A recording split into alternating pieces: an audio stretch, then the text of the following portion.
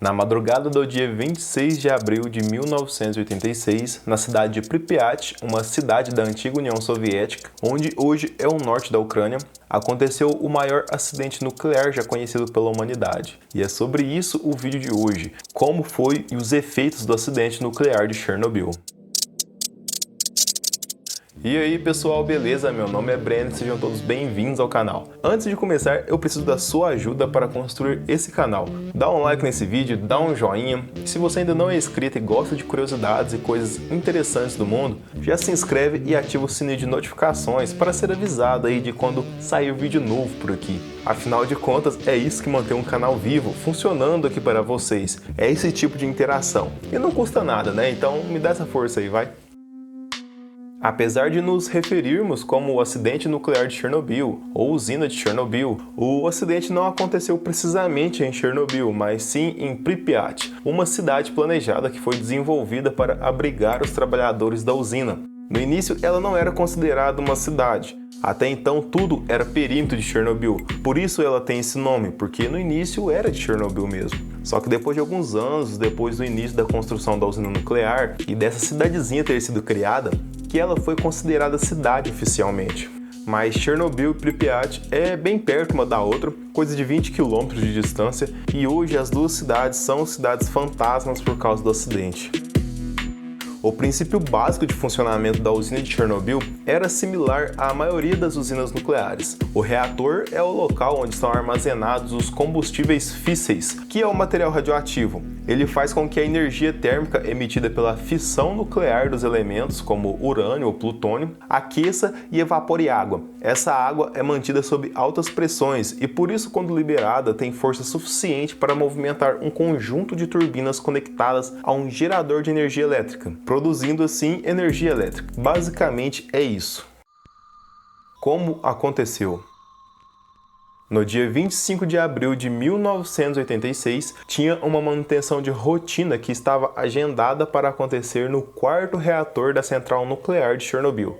Os engenheiros planejavam aproveitar essa ocasião para testar se o reator ainda poderia ser resfriado caso a usina ficasse sem energia. Só que durante o teste, os operadores desobedeceram uma série de protocolos de segurança. E para completar, o modelo de reator usado na usina era considerado ultrapassado já naquela época. E mais, muitos dos trabalhadores da usina não tinham treinamento adequado para trabalhar em uma usina nuclear, ou seja, estava tudo certo para dar errado. Por já ser um reator ultrapassado, era muito importante que seguissem todas as regras de segurança, só que não fizeram isso, e o reator ficou sobrecarregado e muito instável. Já na madrugada do dia 26, as tentativas desesperadas para desligar totalmente o reator foram em vão. A água usada para resfriar o reator foi superaquecida e foi instantaneamente transformada em vapor, causando uma explosão de vapor destrutiva o suficiente para arrancar tudo que estava acima do reator, abrindo um buraco enorme na instalação nuclear. O reator ficou sem água por causa disso, e como não conseguiram desligar ele, o reator continuou fazendo as reações de fissão nuclear. Só que isso gera muita energia térmica, muito calor, e por conta disso, o próprio material radioativo fundiu e virou uma espécie de lava radioativa que pegava fogo. Esse material ficou queimando por quase 10 dias e liberando muito material radioativo na atmosfera, e contaminando toda a região ao redor da usina, até que conseguiram controlar o incêndio. Apesar da morte de algumas pessoas na explosão, da internação hospitalar de operários e bombeiros e do perigo da exposição de partículas radioativas e do incêndio, ninguém nas mediações foi evacuado nas primeiras 36 horas após o desastre. O que foi um erro. Muitas pessoas faleceram porque foram expostas a altos níveis de radiação. Mas aí, como essa radiação funciona?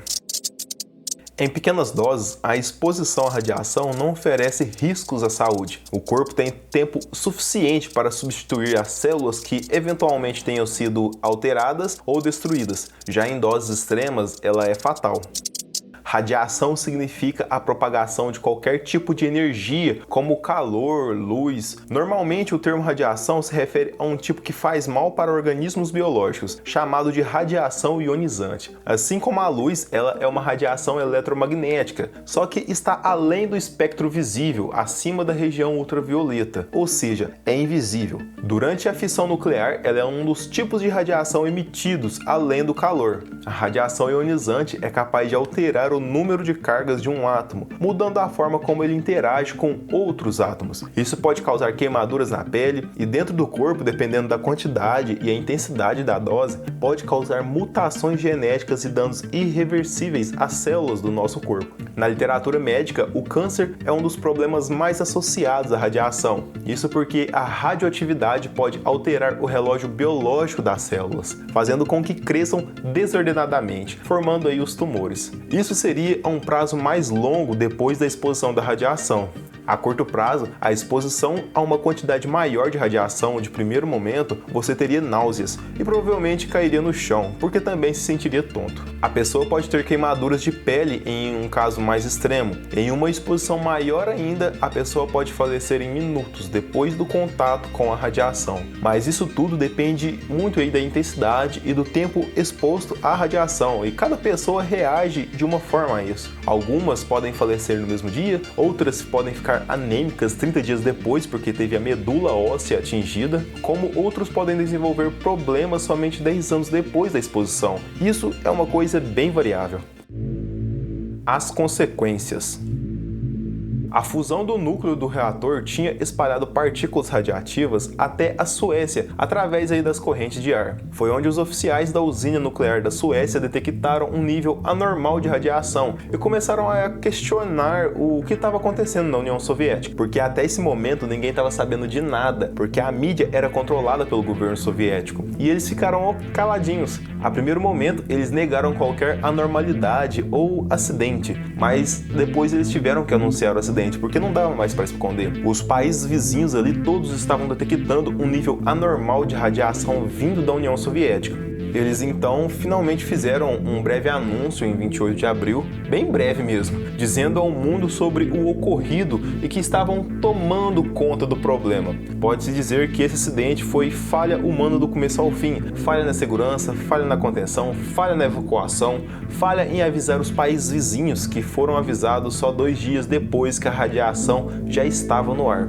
Até 30% de 190 toneladas de urânio de Chernobyl foram emitidos para a atmosfera, e a União Soviética acabou evacuando 335 mil pessoas ao total, pessoas que moravam ali nas cidades vizinhas ali do acontecido, definindo também uma zona de exclusão com um raio de aproximadamente 30 quilômetros do reator. Pelo menos 28 pessoas morreram de imediato e mais de 100 ficaram feridas. Mais de 6 mil crianças e adolescentes desenvolveram algum tipo de câncer após a exposição à radiação. Isso sem falar da contaminação do solo. Os estragos se estenderam para bem longe da explosão, deixando o solo contaminado e impróprio para o cultivo dos alimentos, impróprio para a agricultura, sabe? Na tentativa de controlar a situação, o governo soviético montou um comitê responsável pela contenção dos danos. E uma das decisões desse comitê foi enviar centenas de milhares de pessoas para a região de Pripyat, com o objetivo de conter os danos e o material radioativo do acidente nuclear.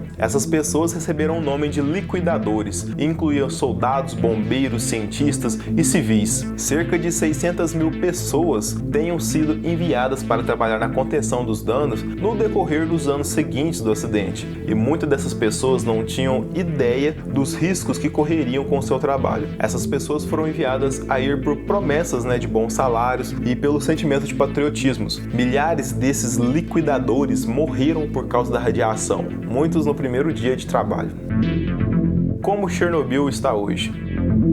Se você for até as proximidades da usina de Chernobyl, o que já é possível, lógico que tem as normas de segurança para você seguir, mas se você for lá hoje, a usina vai estar assim. E antes era assim logo depois do acidente. Essa cobertura é chamada de sarcófago. É uma cobertura de concreto e metal que eles construíram aí para isolar a radiação. mas esse isolamento não é 100%, pois tudo ao redor da usina de Chernobyl é radioativo. O solo, as construções, tudo é radioativo. Então, ainda tem um perímetro, né, que não pode ter moradores e que tem que ser mantido para a segurança das pessoas, é claro. Os únicos habitantes que moram lá de fato são os animais e a vegetação, que de alguma forma se tornaram resistentes à radiação. Algumas espécies menos resistentes do que outras, como os animais de criação. Já os animais selvagens se saíram melhor nesse ponto. A vegetação simplesmente tomou conta de tudo. No início do acidente lá ela foi destruída, mas em 3 anos ela se adaptou, renasceu e tomou conta da cidade abandonada, criando até características únicas, como a mudança da cor das folhas de algumas espécies. Cerca de 7.000 pessoas trabalham em Chernobyl e Pripyat, bombeiros, militares, cientistas e umas outras pessoas, mas eles se revezam em turnos aí para não ficar expostos por muito tempo à radiação, que ainda é bem presente por lá. Mas pessoal, é importante lembrar que essa informação só é válida para tempos normais, já que a Ucrânia e a Rússia estão em guerra nesse momento, e a cidade de Chernobyl e Pripyat e a usina de Chernobyl estão tomadas aí pelas forças militares da Rússia. Então, nada de visitar Chernobyl por enquanto. Pra falar a verdade, eu não iria num lugar desse nem se fosse em tempos normais. Vai que eu volto de lá, sei lá, com 3 braços.